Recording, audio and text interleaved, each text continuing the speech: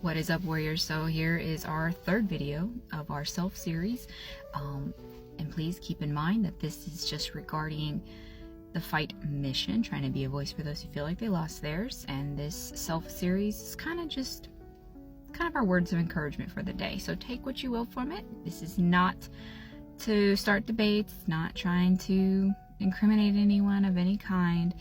Of course, fight is mostly about veterans, but mental health in general, of course. So today's words of encouragement is self-love. I know, I just felt from across the universe that the world shook. So I'm guilty of this too.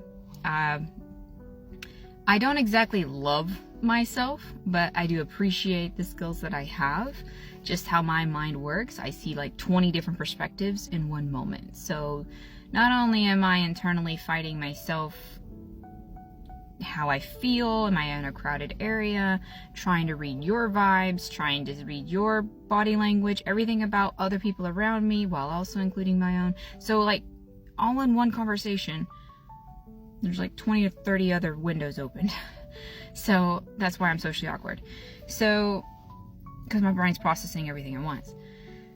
It's a curse, but I do see the good from it. And because of all of that, I've also been able to channel it to write fight. Because anytime I have an interview with a veteran or hear stories, I can interpret how they're saying it. I read between the lines. I'm very good at reading people. So, yeah. So, I struggle with self-love as well. But I do want to help other veterans through their own hardships and their struggles. And loved ones of veterans too. So self-love is difficult. We had already spoken about self, the self, our ego, our identity. Of course, an identity will come in the future as a separate video. But then yesterday, I posted about self-worth. That gets questioned too when you get out of the military. Well, self-love, unfortunately, a lot of veterans, again, every veteran's different. This isn't just, whatever. This isn't trying to discriminate anybody. So, a lot of veterans, many veterans, struggle with identifying who they were to who they are now, what the future mission is now, and all of these different factors, our worth, who we are going, what our purpose is, all of these factors mirror and kind of go hand in hand with, do I like myself? A lot of us carry shame and regret. I do. But I can't speak for everybody. So because of shame and regret, there's a darkness that kind of looms around everything. Am I positive? I do try to be. I try to be encouraging. I try to be motivating. It's the personal trainer in me too. So I try to be encouraging and motivating. And it makes me weird, but that's okay. But self-love is very challenging because to help somebody in a very dark state of mind can be very difficult when you're just like, why can't you just love yourself?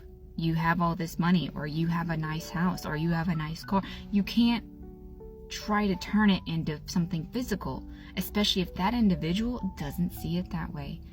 This is why I also try to warn people. I'm calling it a warning. I don't know what else to call it. You can't just say, oh, you have kids to live for. I'm sorry, but I've been to that ledge physically and metaphorically.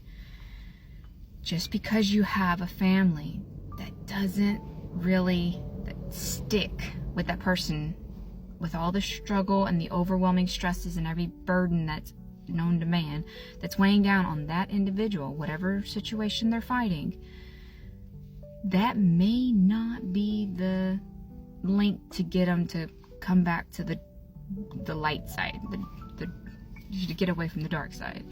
So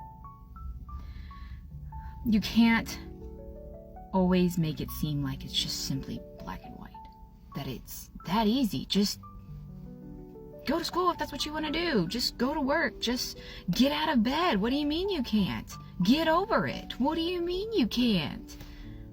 That's not how emotions work. So self-love is very challenging when you're getting out of the military. Now, unfortunately, we all have to go through our own journey, our own healing journey, what speaks to us in that moment, whether it's a song, whether yoga works for you, do you try to look into different religions, just how they teach, just how different preachers, how these monks, how these whatever you believe in, how they teach, how they speak. Does it speak to you? Does it work for you?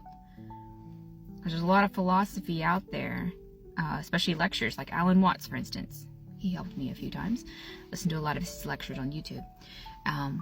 But whatever speaks to you in your moment of need, even if it's another individual, those are the little things that can spark hope and help you figure out and process the bad things, whether it's trauma, whether it's just something bad, so that you can redirect to find the self-love within. This is actually very complicated to explain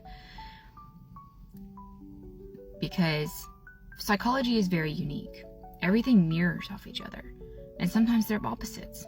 Like if someone who's the most comedic individual ends up being the most sad, the most hurt because of something, and they're just trying to overcome it, they'd rather make other people laugh. Well, psychology also says that a bully is the one who is the most insecure. The one who's being the asshole is really just the one most suffering. He just wants to be heard. He just doesn't know how to say it. He's doing it in a very wrong way.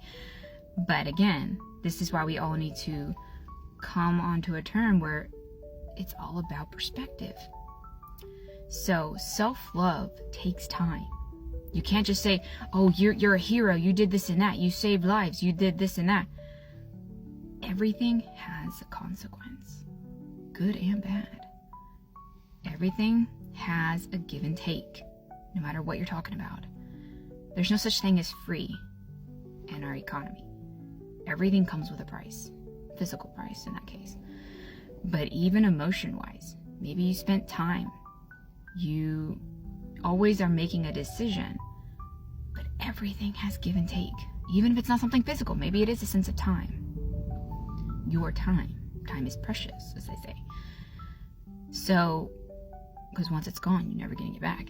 So, takes time to process someone's military career. And it could be 2 years, 20 years, more. Someone has to basically accept what was, who it made them, and what good they can take from it and put it forth their future, family, themselves, their career, whatever they choose. So, I challenge you today. Can you list 3 good things about yourself that you do like?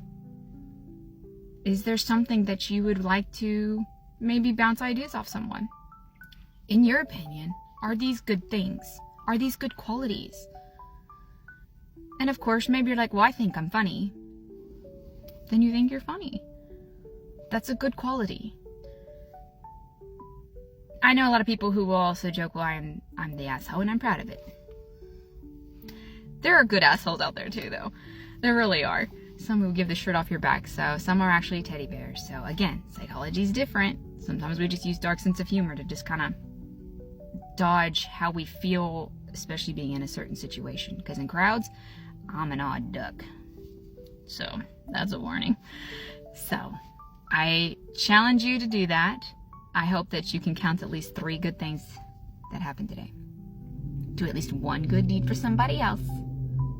And keep fighting the fight.